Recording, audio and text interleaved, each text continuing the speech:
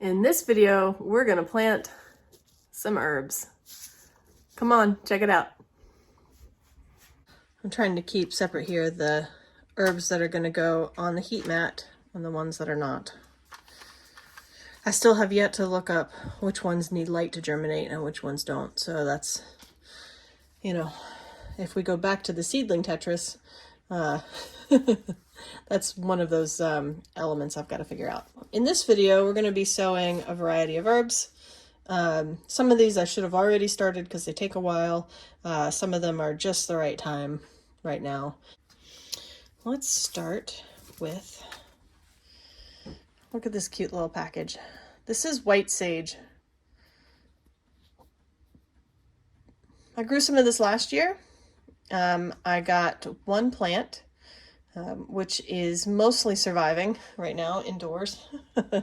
I thought I should try and grow a few more just to see if I can, because like the one that I've currently got growing indoors, it may not make it through the winter to go back outside again.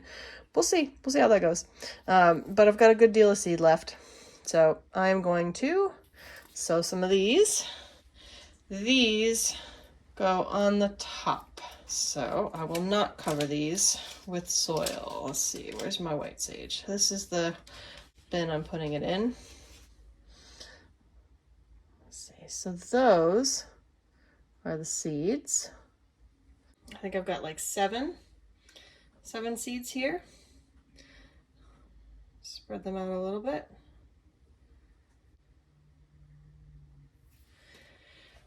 And water them in.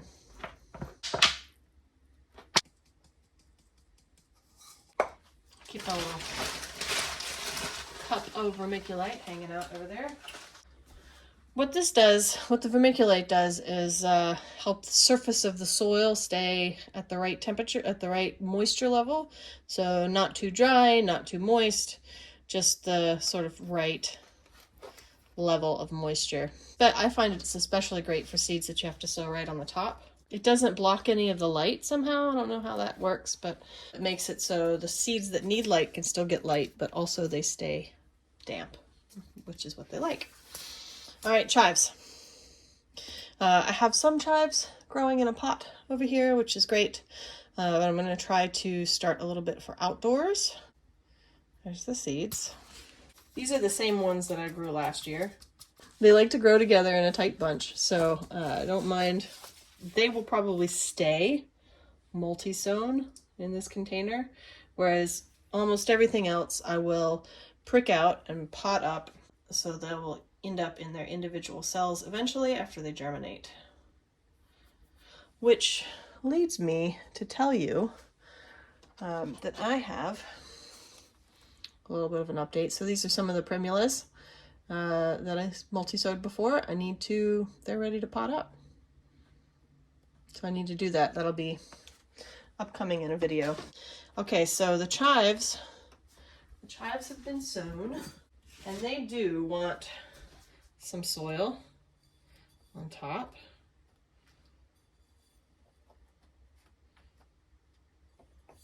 There we go. Just a little bit. And I gotta fill up my water. Be right back. And voila. Chivy chives.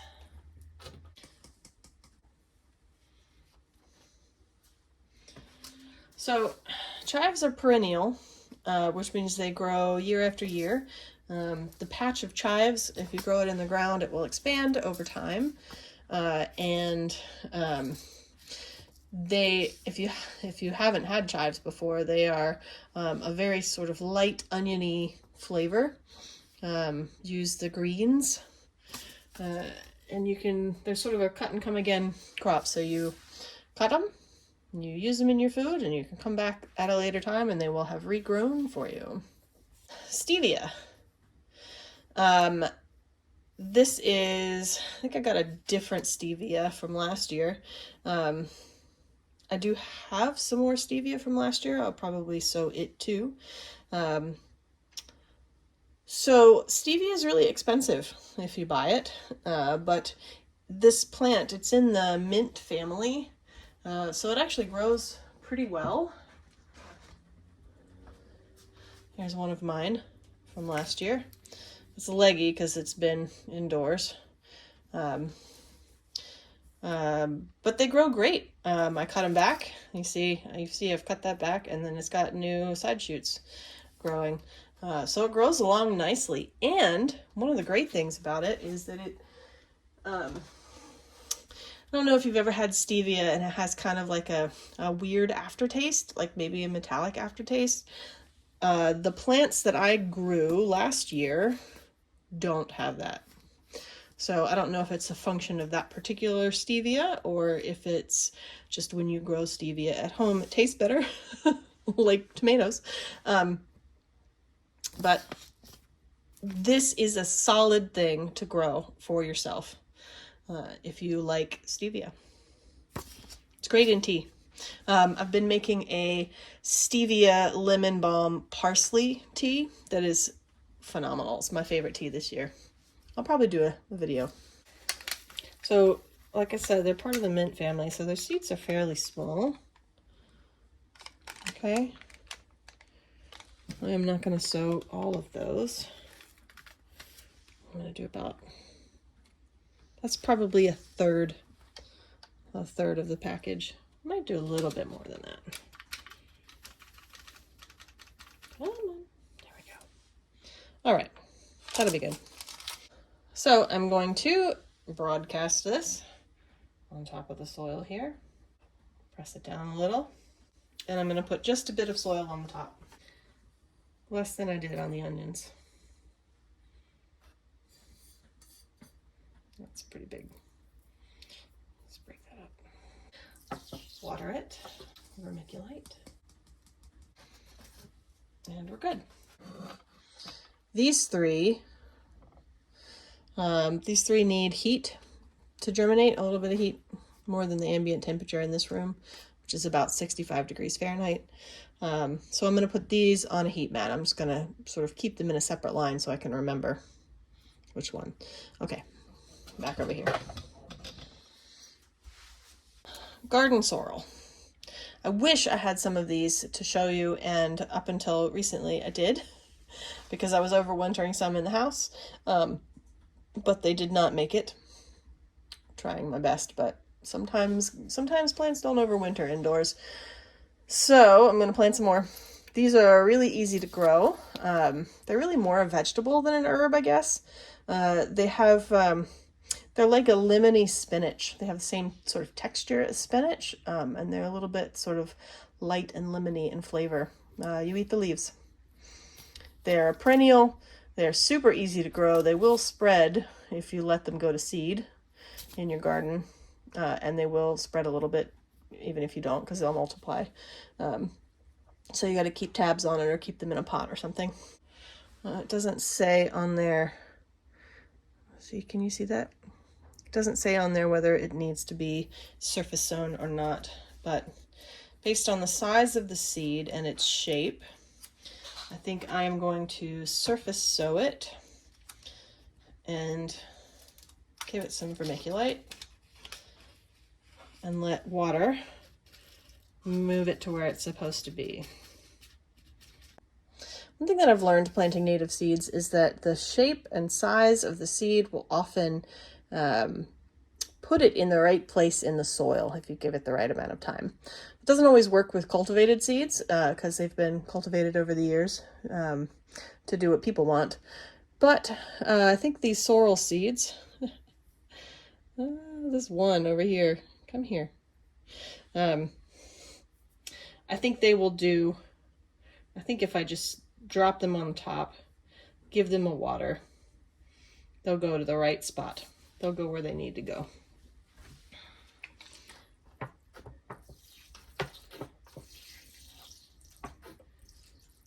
Okay. And vermiculite.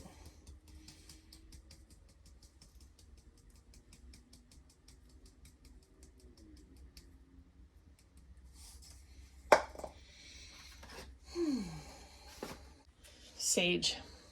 This particular sage is strong with the oils, and we are going to put it just below the surface. So I'll give it can see the size. The size of the seeds is bigger. So I am going to give it a little soil on top.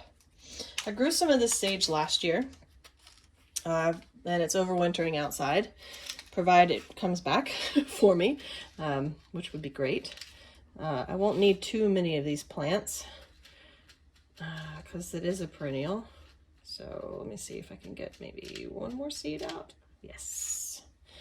I think 5 seeds should be good. So 5 of these sage extracta seeds.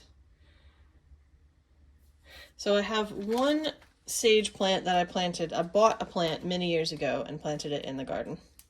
And then I grew some sage, this sage from seed last year. I grew this sage from seed last year, and I got 2 in the garden and tried to overwinter one, which didn't overwinter indoors. So, oh well for that. So I gave it a little coating of soil and my water.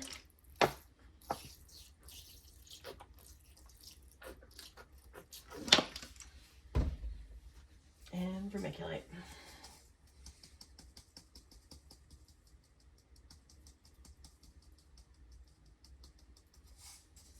A couple more plants will be good. Okay, what's next? Dill. This dill, I have had trouble getting it to germinate. So I'm going to put a bunch in there. And because I put a bunch in there, it is probably going to germinate really well. And I am just going to have way too many dill. Way too many dill seeds. So this is the Grandma Enix dill.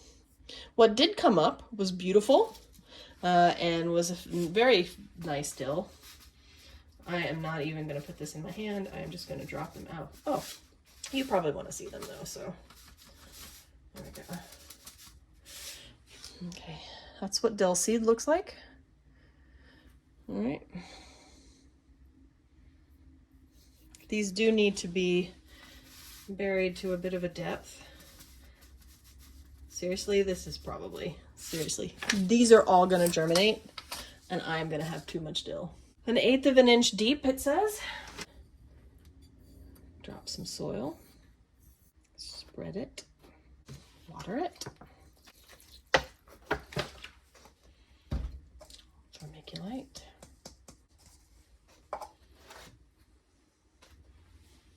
One dill done. This dill did a really great job germinating and was an excellent growing dill last year. I did not plant enough of it, so I'm going to definitely do more. How many dill plants do you think a garden needs? Probably not that many. Remind me later that I said I should not be planting this many, and yet here I am planting this many. So next year when I'm doing this again, and you're watching all of my seed planting videos again, just yell at me through the screen. No, don't do it. Last year you said it was a bad idea. Do you remember last year when I was pricking out onions? And I said, I hate pricking things out. I hate potting these out. This is the most tedious thing ever. And what am I doing this year? I'm multi-sowing everything so that I can prick it all out. You know, the things we do for space and light. Okay. These last 4 here, I should have sown these a while ago, but I didn't have them. I had to order more. I did not have any seed. I ran out of seed from the ones that I had last year. Oregano, which I have barely been able to overwinter. I've got one plant of all of the, I had like 10 or 12 oregano plants that I was trying to overwinter, and they just didn't make it. I've got that one, the one left. Why can't I overwinter oregano? I don't understand. I am not putting it outside in the ground because it is aggressive. So I'm just not going to do that. Seeds go on top of the growing medium, and they require light to germinate. My favorite thing about Johnny's is that they put all of the information that you need right on the back. It's great. You don't have to go look stuff up. Oh my gosh, these are tiny. Can you see those? They're so tiny. With that in mind, I'm going to make sure this is nice and level. Give it a bit of a press to start. That's like 20 to 30 seeds. I don't even know. I can't even tell. That's a lot of seeds. All right. Wish those tiny little seeds luck. It always does a good job germinating and growing for me. It just doesn't survive the winter. And I feel like it should survive the winter. Maybe this year I'll do the thing where I put it in its pot in the garage and let it overwinter inside the garage. That's probably too much. There we go. So oregano and rosemary and thyme all take a while to get started and grow big. They do come back year after year. Rosemary won't survive the winter in my growing zone, but the winter time that I've got will. I don't think the summertime will. I think it's just, I don't think it is an annual, but I think that it's sort of just treated like an annual. But rosemary takes a long time to grow. Whoa! I got seeds jumping out already. Oh God, there's so many seeds in there. And I have, I'll get it for you in a second when I put these seeds down. I have managed to overwinter a rosemary plant. So far, so good on that. Previous years, I have killed them. I'm gonna do about that many. But this year I've had success, and that success has come because I am making sure that it stays nicely watered. So in the summer, they like it hot and dry, but in the winter, they like it damp. Where rosemary is from, they get rainy winters. So I have tried to make sure to keep it well watered. Let's see, surface zone. So I do not need to cover that. Just water it in.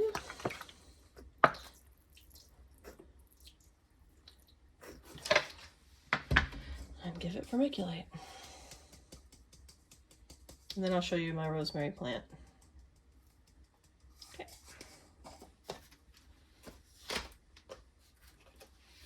In fact, it needs some water right now. Feels a little light. The last two are thyme. I'm not really familiar with the difference between the two. This is a tender perennial where I am. And the German is a perennial in my zone. So this I'm treating like an annual. Just going to harvest a bunch of thyme from it and leave it in the ground outside and it will die off. And this I will treat it like a perennial and I will put it somewhere in a perennial bed and that'll be nice. So let's do the German winter thyme first. If I'm not mistaken, these seeds also go on the top. I don't know how well you can see, but tiny little thyme seeds. Ah, the seeds of thyme. I know. Ha ha ha. There we go. German winter thyme on the top. Pressed in. Water. One of the things that I really like about multi-sowing is that, especially for these ones that take a while, they are not taking up a whole lot of space in your trays or under your grow lights, or they're not a whole lot to move in and out. They take a long time to grow and get big enough that they need to even be out of these little containers. That it just, you know, it's more soil and more space if you like try to do individual seeds in individual spots. And I just do not have that space. So I will be complaining about pricking out later. Later when I get there. So these are the summertime plants. Summertime. Okay, sorry. I digress. What do you think? Oh, how many summertime plants does one need? Is that too many? Nah. I got a lot of seeds. These seeds will last me for years. This is really too many, though. Seriously, this is too many. I'm gonna put some of these back. Okay.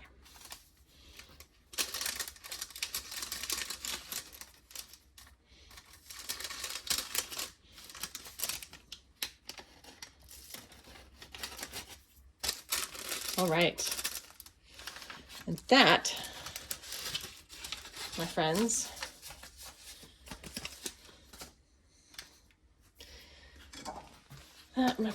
is the last herb for now. Speaking of fun times pricking things out, can I just show you what I can I show you what I did with my chamomile? Oh my goodness. Look at this. That is so many. That is so many little chamomile plants. Yeah, I definitely put too many. Oh well. Just you wait a month and I'll be saying that about the time. Okay, so this is what I've got. Let me bring you over here. Okay, these are going on a heat mat. These are not. I need to look at which ones need light to germinate. Probably all of them, I think. I don't know that the chives need light to germinate, but I think the rest of them certainly benefit from it. So we'll see where they end up. Anyway, I will see you in the next video. Next, I'll be planting flowers. So you see, I've got some things already set up. So I'll see you in the next one for flowers. Bye.